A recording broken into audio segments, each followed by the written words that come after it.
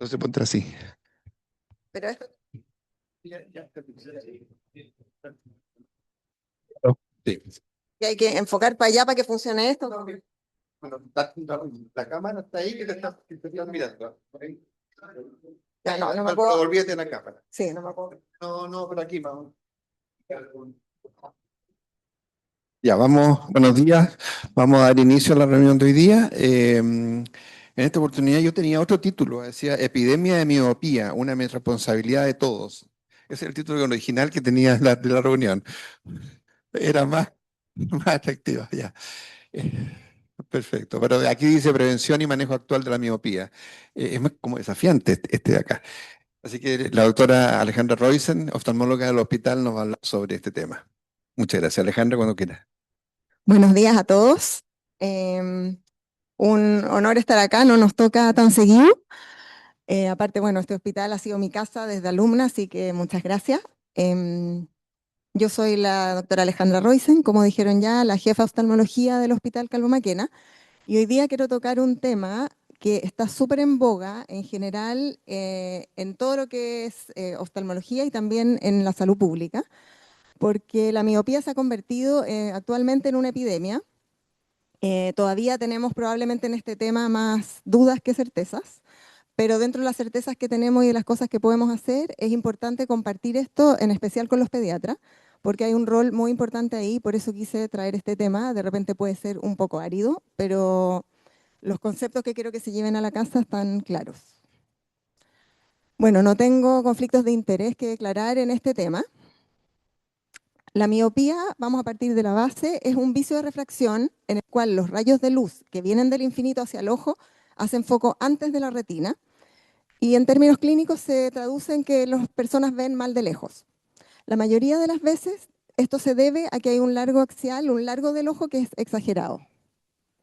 Recordemos un poco los vicios de refracción. En un ojo normal, los rayos desde el infinito vienen siempre en forma paralela, entran al ojo y pasan a través de los dos lentes importantes que tenemos, que son la córnea y el cristalino, para converger y hacer un punto focal en la retina.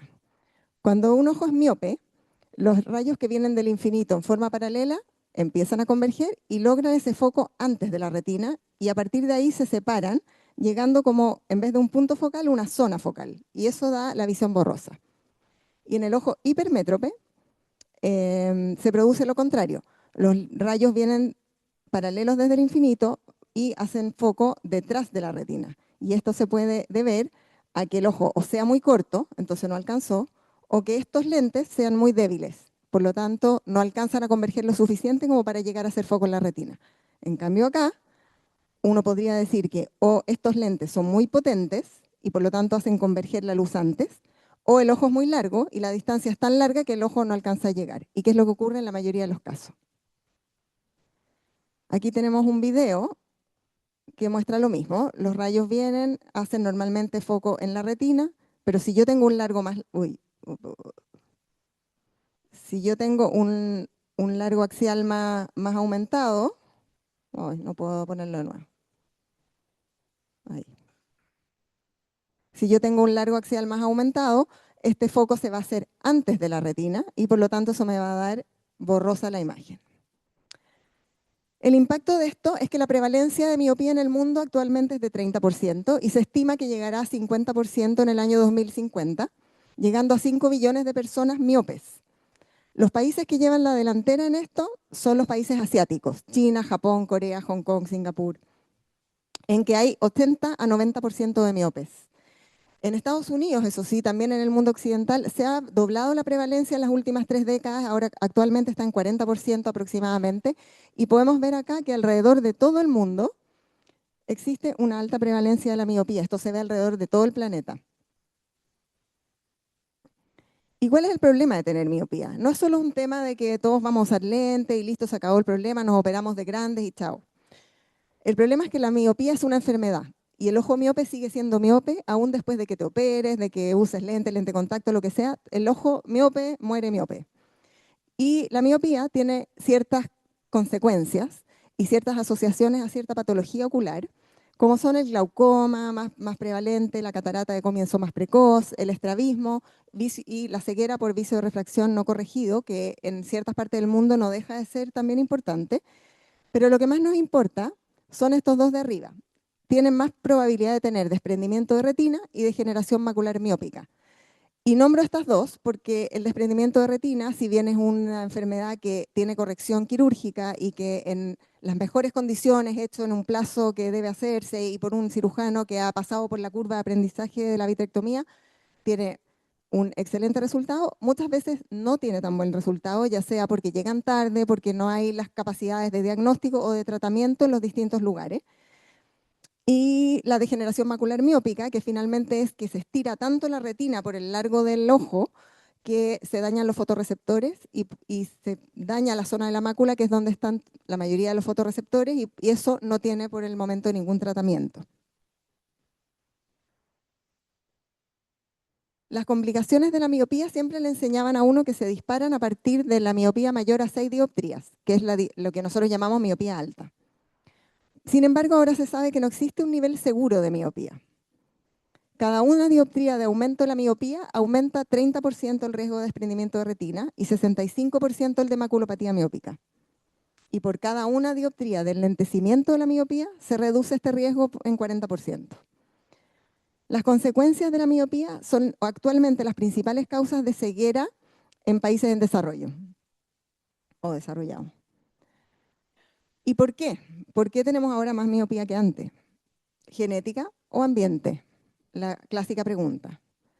El cambio en la frecuencia o en la prevalencia de miopía ha sido mucho más rápido que lo que se puede explicar por una mutación genética. Y además no tenemos capacidad de influir en la genética, no por ahora por lo menos en este aspecto. Por lo tanto, nos vamos a quedar con lo que tenemos y donde podemos intervenir. El ambiente. Con el tiempo, los últimos años, ya estamos hablando 40 años atrás, incluso yo estudié en Estados Unidos hace 20 años y ya esto era un tema y ya se trataba con gotitas la miopía y ya en Asia tenían levantada todas las alarmas.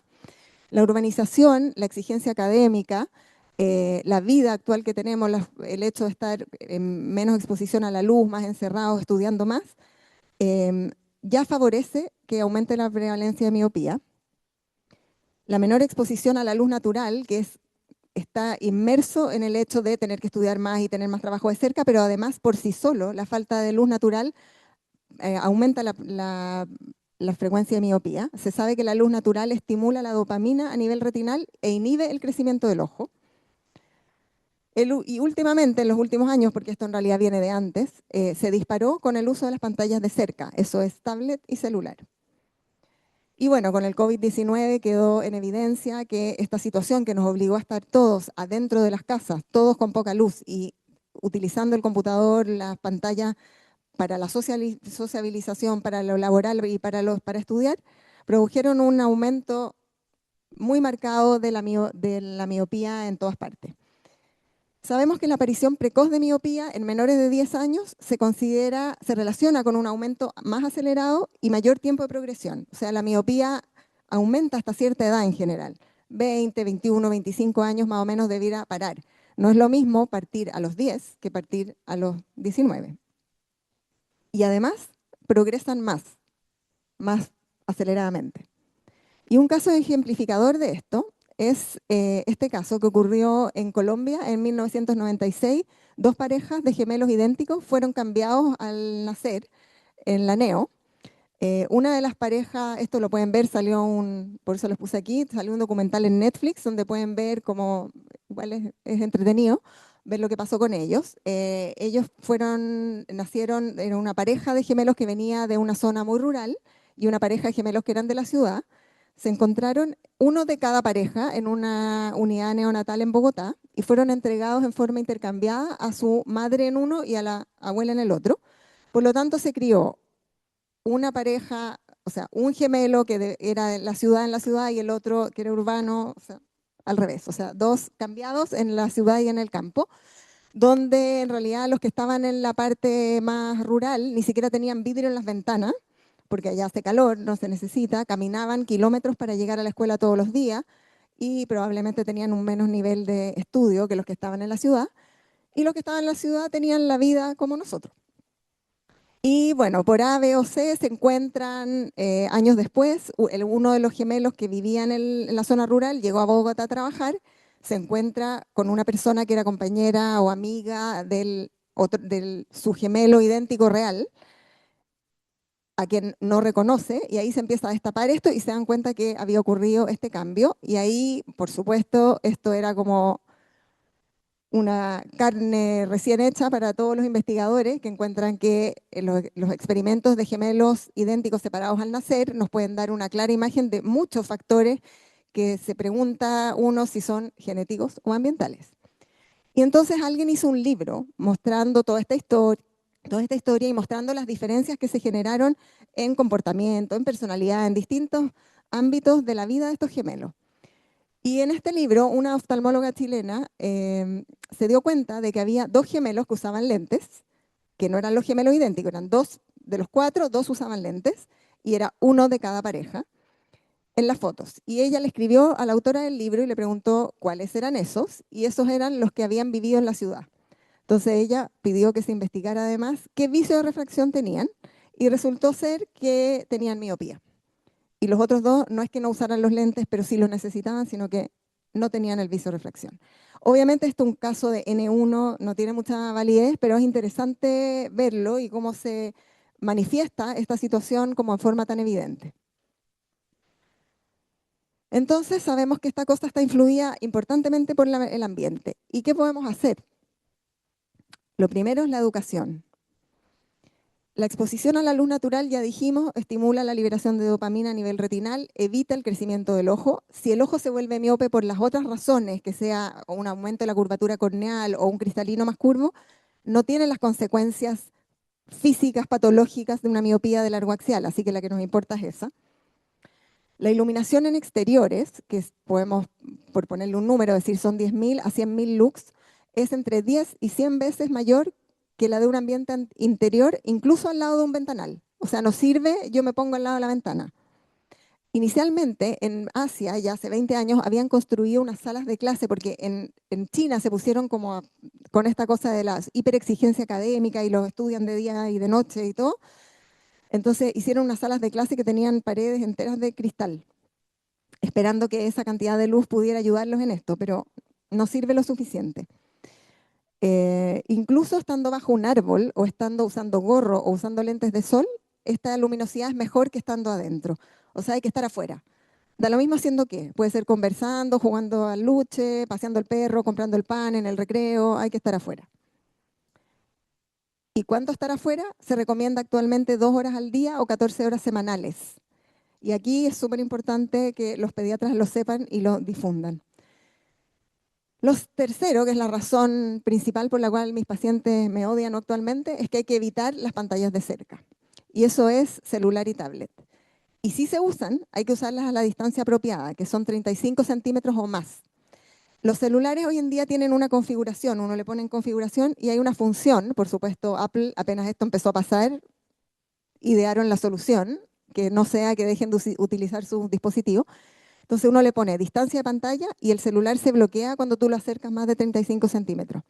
Entonces, por efecto pavloviano, finalmente, la gente aprende dónde lo tiene que usar.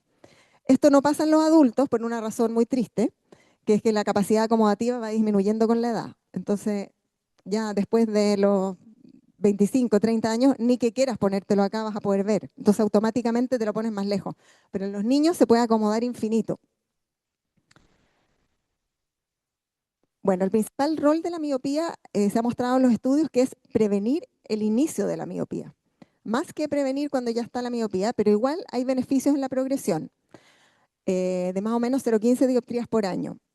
Hay que evitar pasar tiempo o leer en bajas condiciones de luz. Estas cosas que decía la abuelita, que no lea con la luz apagada y prenda la luz, era cierto. A veces la intuición del ser humano se vuelve evidencia en el tiempo.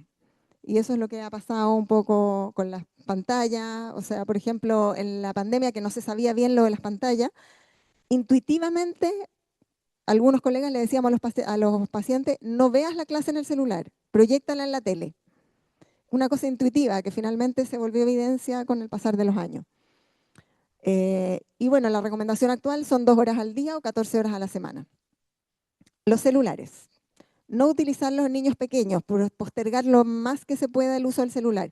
Si quieren jugar a sus juegos y proyectarlos en la tele, verlos incluso en un computador, que lo hagan.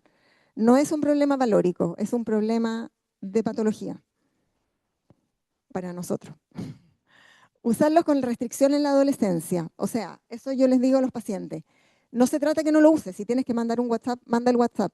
Pero no estudies del celular, no veas series en el celular. Eh, Trata de hacer todo lo que se puede hacer en la tele o en el computador.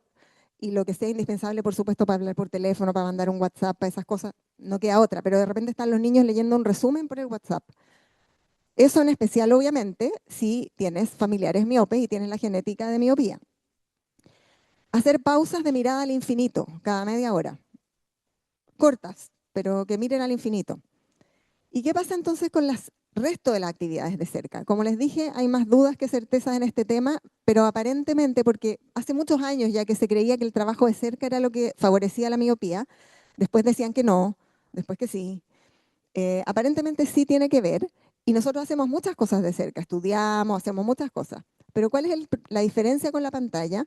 Que aparentemente las pantallas de cerca permiten una atención focalizada, sin pausas, mucho más larga que cualquier otra actividad.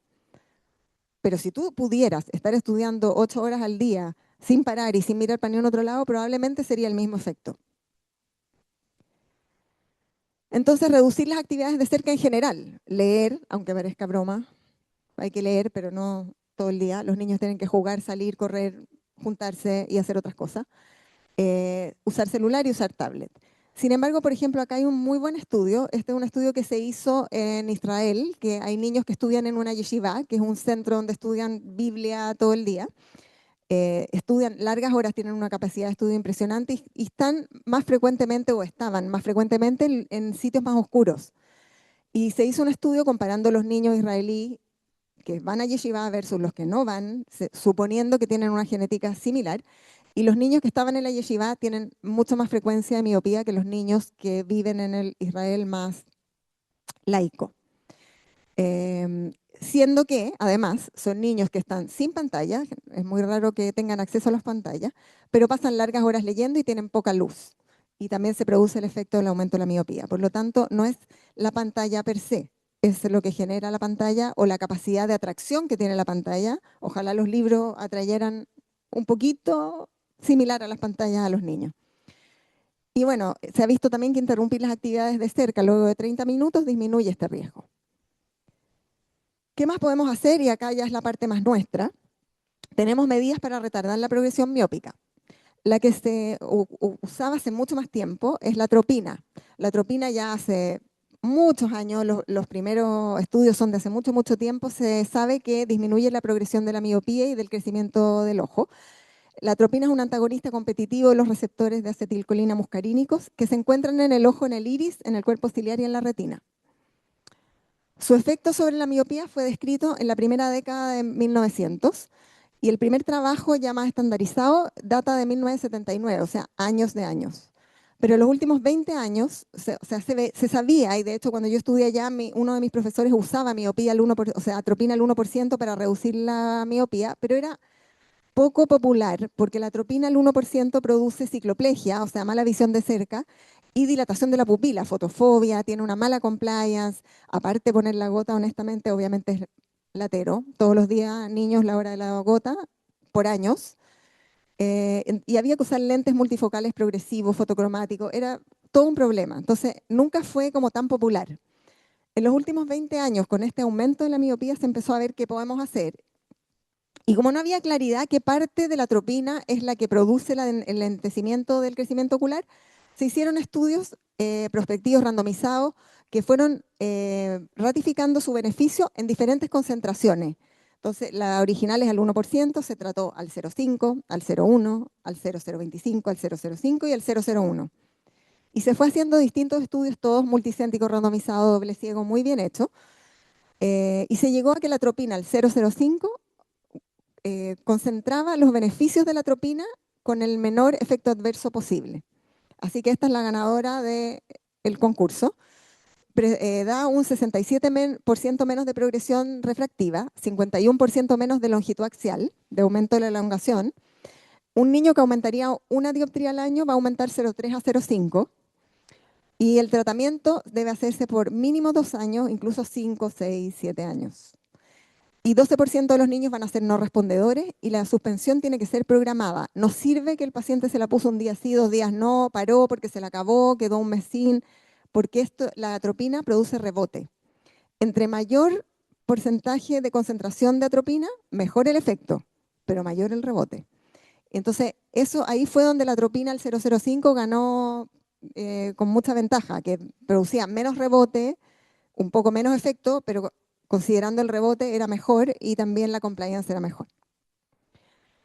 Esta gota no la venden en Chile, por lo menos en forma en la farmacia.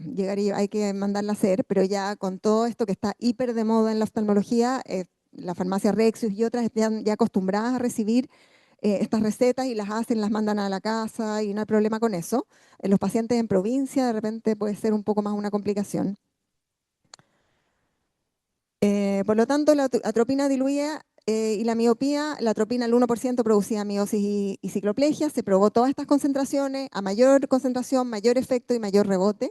Y acá podemos ver uno de los estudios que muestra hacia arriba la elongación del ojo y cómo a medida que entre el placebo y las distintas concentraciones, a más concentración, estas son solo diluidas, no considera las atropinas más concentradas, a mayor concentración, menor elongación del ojo, y abajo está el aumento de la miopía, a mayor concentración, menor aumento refractivo.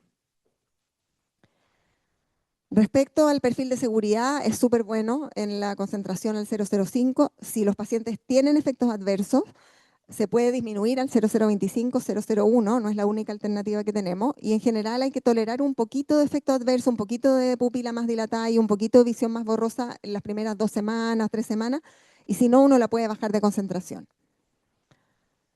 Otro tratamiento que tenemos actualmente para el control de la miopía es el control óptico, con anteojos, que son de desenfoque periférico. Lo que ocurre es esto, cuando nosotros tenemos una miopía, ponemos un lente que funciona o sea, si uno viera todos los rayos de luz, hace una línea focal así.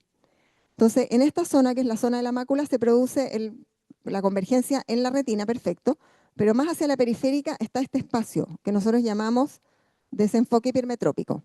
Y aparentemente eso le da una señal al ojo que dice sigue creciendo, sigue creciendo. Por lo tanto, se crearon lentes que producen una disminución de ese desenfoque periférico, produciendo un shift miópico, o sea, tienen como miopía hacia la periferia.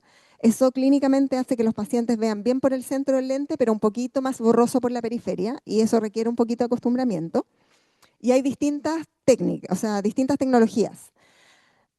Las 2 primeras son las que están más aprobadas y porque tienen más estudios, no necesariamente porque sean mejores.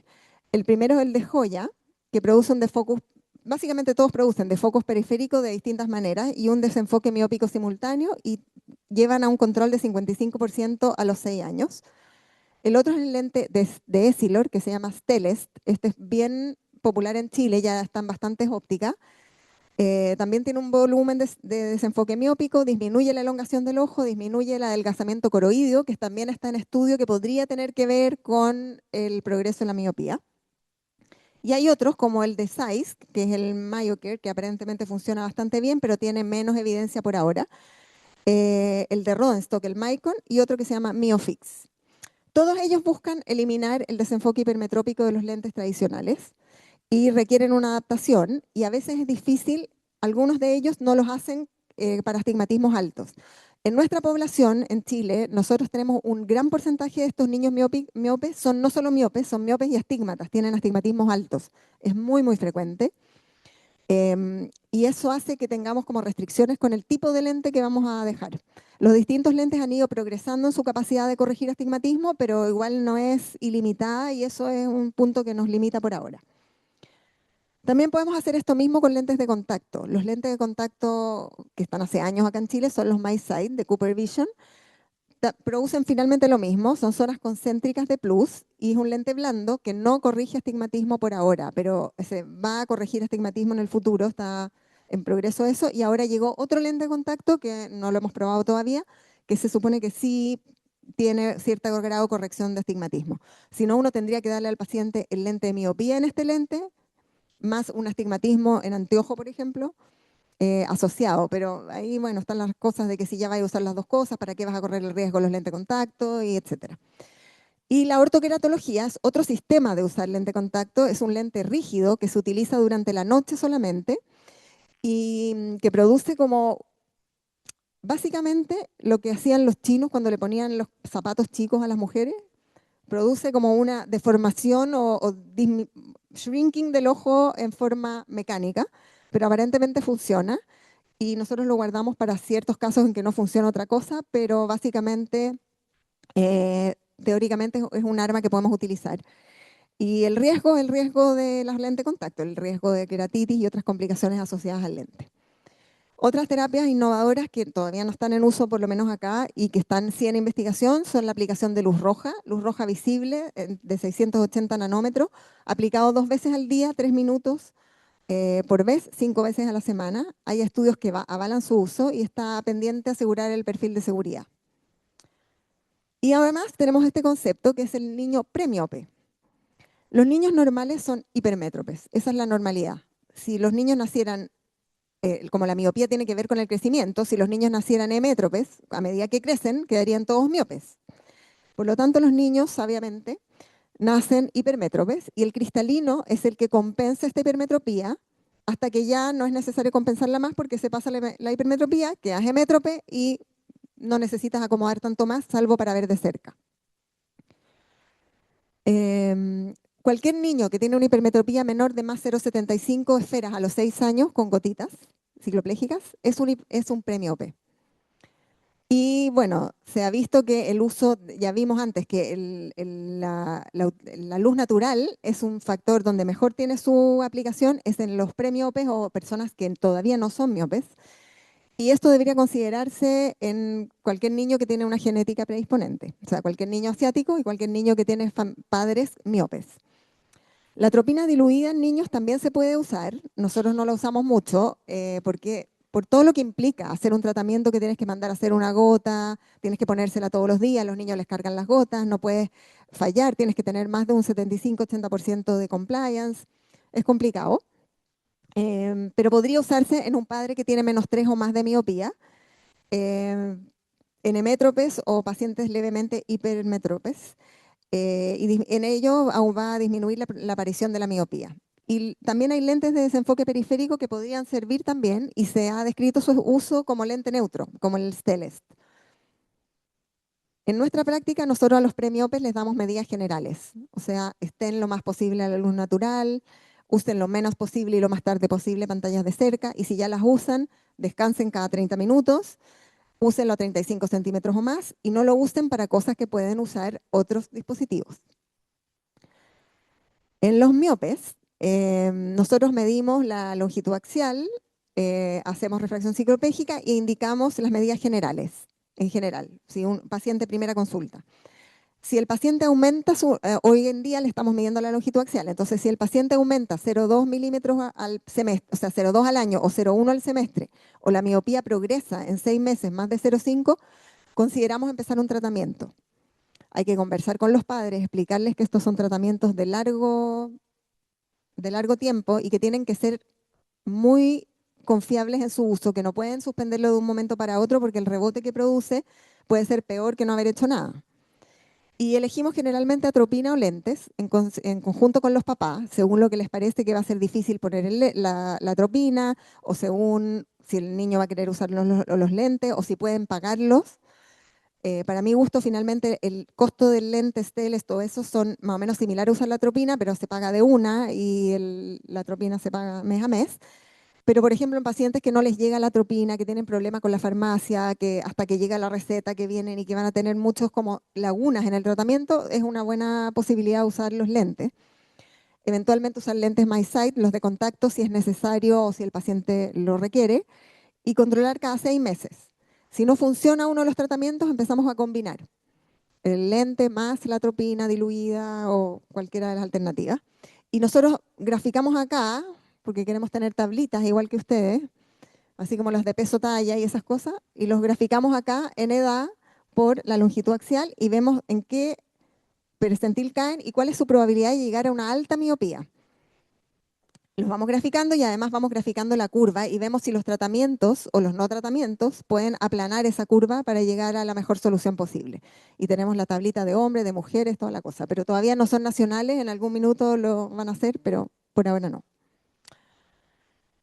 Y bueno, concluyendo, la miopía ha aumentado su frecuencia en todo el mundo. La evidencia muestra que el ambiente tiene un rol significativo en su aparición y en su progresión. Y las consecuencias de la miopía trascienden el hecho de que uso una corrección óptica, que me opero y se me pasa. No se evitan ni se aminoran con las cirugías de miopía, aunque el mono se vista de seda, mono queda, y el ojo, aunque crea que se operó de la miopía, miope queda también. Y aquí el rol del pediatra es fundamental en la educación de los padres para promover un estilo de vida que minimice la aparición y la progresión de la miopía. Evitar el uso de pantallas de cerca y enfatizar la exposición a la luz natural son pilares fundamentales para poder ayudar a esto.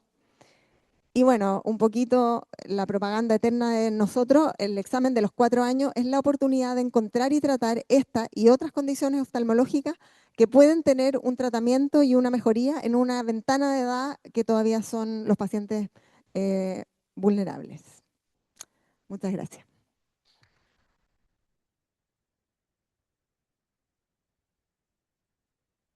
Muchas gracias, Alejandra, en, en exponernos este problema que uno como pediatra a veces lo pasa un poquito por encima, ¿eh? Tenemos que confesar ese detalle. Preguntas, comentarios a la presentación. Yo te quería preguntar la, la clínica, ¿cómo un pediatra puede, digamos, sospechar de que el paciente y a qué edad el paciente puede comenzar a tener o tiene un vicio de refracción, entre ellos la miopía? ¿Qué clínica nosotros esperamos? Porque uno ya sabe de forma clásica que la cefalea, ¿no es cierto? Que el niño, pero si realmente, ¿a qué edad uno puede comenzar ya esto a sospecharlo? Bueno, en general no hay mucha sospecha, por eso que nosotros insistimos en el examen de los 4 años. No es necesario como sospechar nada. Se supone que a los 4 años eres suficientemente chico como para tratar muchas cosas y suficientemente grande como para que el examen no sea ni tan terrible para el niño ni tanta afluencia para los oftalmólogos. Y pueden cooperar mejor, no es necesario a veces hacerle refracción cicloplégica a todos los pacientes, hay forma, o sea, es un poquito más amigable, pero si es que se llegara a sospechar, bueno, son las cosas que el niño dice, que achica así los ojos, que se cansa, que le duele la cabeza, que dice que no ve, esas cosas, pero es difícil de sospechar porque los niños chicos no necesitan mucha visión para la vida de niño chico. O sea, para tener 3 años y 4 años y no tropezarte con la silla, para que eso te ocurra tendrías que tener un viso de refracción gigante. Un viso de refracción más o menos, incluso moderado, te va a permitir perfectamente hacer la vida de niño en forma fácil. Y por eso muchas veces los vicios de refracción cuesta que los niños usen los lentes, porque cuesta que noten realmente el beneficio de ese lente. El tema es que muchas veces cuando ya lo necesitan y necesitan una visión mejor, ya es demasiado tarde y a veces eres ambliope, no pudiste desarrollar bien la visión de ambos ojos, o tu visorefracción progresó demasiado, o tuviste estrabismo, o lo que sea, y eso después ya no se puede tratar. ¿Y a qué edad tú recomiendas que en forma sistemática los pediatras mandemos a los pacientes nuestros a una revisión oftalmológica de screening, de búsqueda de algún vicio de reflexión, sin necesidad de que tengan antecedentes genéticos, que eso lo manda antes, digamos, como un screening normal, digamos, de una evaluación oftalmológica para poder descubrir esto que uno entiende que los niños compensan? Los niños pueden, cuando tienen estos vicios desde chiquititos, uno cree que ven regio y en el fondo después en el examen dice, oye, no, este niño es miope o qué sé yo, y les cambia la vida. Entonces, ¿a qué edad tú crees que es ya una edad en que el niño tiene que requerir un examen oftalmológico como parte de su evaluación pediátrica? A los 4 años se necesita un screening oftalmológico y ojalá no sea el del colegio, que lo hacen sin la mamá, sin alguien que les muestre, o sea, en una fila lleno de miles de personas, lleno de distractores. Es un examen en la vida. Yo siempre le digo a los pacientes, una vez. ¿Cómo no vas a Pero, tener tiempo en un año para llevar al niño una vez? ¿Y los 4 años no es un poco precoz? Yo te digo por lo siguiente, porque uno los manda, yo personalmente los mando un poquito más adelante para que colaboren. Como el examen oftalmológico es ligeramente agresivo, máquinas, una serie digamos, de microscopios que asustan, a los 4 años no sé si colaboran. ¿Cuál es la experiencia tuya en ese sentido? Yo los mando un poquito más tarde para que colaboren y el examen sea un poquito más Es que el consenso es los 4 años, concluyente. porque se supone que es ahí también, pues, entre el beneficio que puede tener, porque si uno lo manda a los 6, 7, claro, cooperan mejor, pero tu probabilidad de intervenir en ciertas cosas es mucho menor. Entonces a los 4, pero puede ser 4 y medio, dentro del año de los 4 años, es suficientemente chico como para poder hacer un tratamiento efectivo de ambliopía, de estrabismo, y suficientemente grande como para cooperar lo suficiente. En general cooperan, y si se necesita una segunda oportunidad, uno los vuelve a citar después en 6 meses o el otro año si tienes una duda. Pero en general a los 4 años, una gran mayoría de los pacientes cooperan suficientemente bien. Alejandra, hay una opinión ahí en el chat. Dice, doctor Banfi, excelente presentación y recomendación a los pediatras. ¿A qué edad están llegando los niños chilenos a su primer control oftalmológico en los sectores público y privado? Bueno, en los consultorios les hacen el examen de los 4 años. No lo hace un pediatra necesariamente, a veces es la TENS que les enseñan y ahí tenemos falla y cada cierto tiempo hay que como reenseñar, no lo hemos hecho, mea culpa aquí, reenseñar en los consultorios a cómo hacerlo para que lo hagan bien, porque en general mandan más que menos, cosa que también es preferible igual que manden de más que de menos, pero lo ideal sería que fuera más preciso para que tampoco se ahoguen todos los servicios de oftalmología, pero se hace en los consultorios y en general los pediatras debieran tener su cartillita y poder por lo menos tomar someramente la visión y a los 4 años mandarlo sí o sí, porque el error puede durar las consecuencias para toda la vida. Doctor Fune. Muchas gracias por la presentación. Una pregunta sobre el screening, pero en adolescentes. ¿Está recomendado a qué edad? Uno asume que después de los 4 años los niños, si es que tienen, o sea, si ya tú sabes que el paciente veía bien y que tenía ciertas capacidades, o sea, visión de ambos ojos buena, visión de tridimensional buena, visión de colores buena, asume que si pierdes esa capacidad te vas a dar cuenta, que es distinto que nunca haberla tenido. Por lo tanto, no hay una recomendación. Por eso le digo que es una vez en la vida. ¿Qué tan difícil puede ser? Yo en general a mis pacientes en la consulta les digo que vuelvan en 2 años, porque también 2 años después empiezan a leer. Y después tienen la duda de que si no leen bien, que será por eso, será por el ojo, será que no, la visión. Pero el examen obligatorio a los 4 años. Y aquí hay una cosa que se me olvidó mencionar antes, que no solamente es importante el vicio refracción, es que a veces tú puedes tener una anisometropía, o sea, un vicio refracción en un solo ojo. Puedes hacer todas las cosas necesarias con un solo ojo y nunca darte cuenta que no viste por el otro. Y eso se manifiesta o sea, desencadena una falta de visión tridimensional y una mala visión de un solo ojo que era probablemente o posiblemente prevenible. Y eso no tienes cómo darte cuenta porque ahí obviamente no vas a tener ningún síntoma. Y esos son los casos más peligrosos. De hecho, el año pasado tuve una paciente, mamá, 4 niños, no sé si será paciente de alguien de los que está aquí. Los 3 primeros fueron al control de los 4 años, ni un problema, y al cuarto le tocó en el 2020. Nadie fue a ninguna parte, la pandemia, bla, bla, bla. Llegó 8 años, metropía un ojo y el otro +8 de hipermetropía, que es la situación más ambliopizante de todas las situaciones refractivas que hay. Y el niño, bueno, que le tratamos la ambliopía a esa edad que ya era tarde y mejoró un poco, pero quedó con una visión subnormal de ese ojo para siempre. Y en los países asiáticos, me quedo impresionado, 95% de vicios por razones estructurales, me imagino, de su conformación del ojo. ¿Ellos tienen alguna política pública de prevención? Porque tú hablas de la atropina como una prevención acá en pacientes que ya tienen un cierto rasgo como para que no avance, entiendo, haciendo, no como un screening hacia a todos los niños. ¿Los asiáticos tienen esto ya implantado dentro de las políticas digamos, de control en la pediatría, por ejemplo, de incorporarle gotas diluidas de atropina para prevenir esto o no? O sea, la atropina tiene un rol en la prevención de la aparición de la miopía, pero no sé si como política pública en Asia se está usando, pero sí sé que los venden en la farmacia hecho, no hay que mandarlo a hacer y todo lo que nosotros hacemos. Y también tienen el acceso a los lentes especiales, que pueden usarlos, por ejemplo, sí se usan en algunas partes los lentes de Essilor, los Teles, en pacientes hemétropes que tienen no suficiente o hipermétropes leves para su edad, o que tienen un antecedente familiar de miopía. Aún así, todos estos tratamientos tienen un 10, 12, 15% de pacientes que no pasa nada y que uno hace todo lo posible y siguen progresando y no hay nada que hacer. El doctor Bamsi dice, en la segunda opinión, ¿debiera la Sociedad de Oftalmología emitir una alerta en este tema que se está transformando en una epidemia? Bueno, hay alertas. De hecho, estamos ya hace 3 años teniendo un conversatorio de miopía, que es como un congreso de un día, que es todo el día solamente hablar de estos temas. O sea, todo esto que yo les hablé, pero durante todo un día. Se acaba de hacer un congreso mundial de miopía en Brasil y así en todas partes.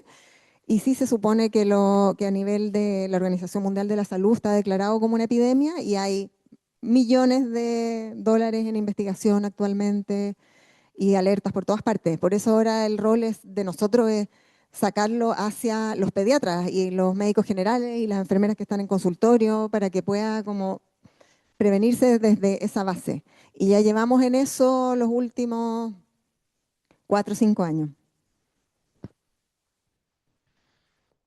Muy bien, no sé si hay más comentarios en el auditorio o en la gente que está conectada en forma... No. Alejandro, un millón de gracias por ponernos al día en esta patología que los pediatras tenemos que estar muy alertas a cuando aparece. Muchas gracias. De nada.